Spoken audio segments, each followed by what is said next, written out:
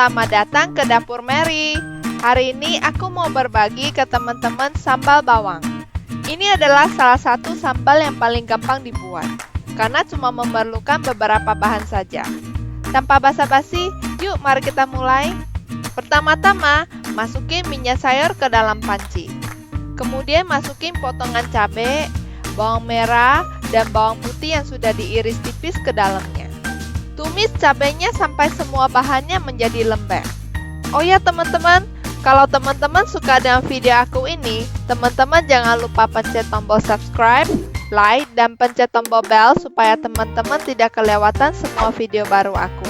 Teman-teman yang tidak begitu suka pedas bisa campurin setengah cabai rawit dan setengah cabai merah besar.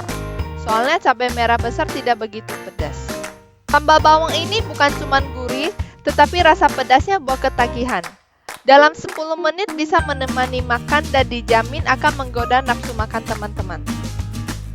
Biasanya aku suka masak banyakan dan simpan sebagian di dalam freezer.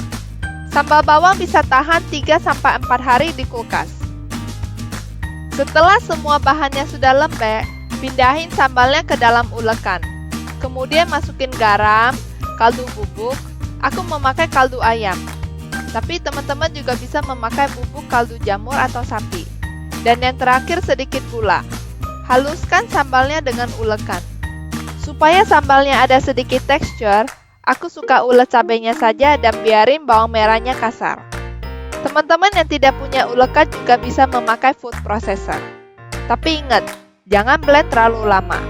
Teman-teman juga bisa keluarin cabenya saja dan blend sedikit cabenya. Dan kemudian masukin balik ke dalam sambal bawangnya.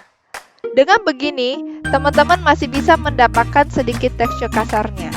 Ketika teman-teman tidak tahu mau makan apa, nasi panas dengan sambal bawang aja sudah cukup lezat.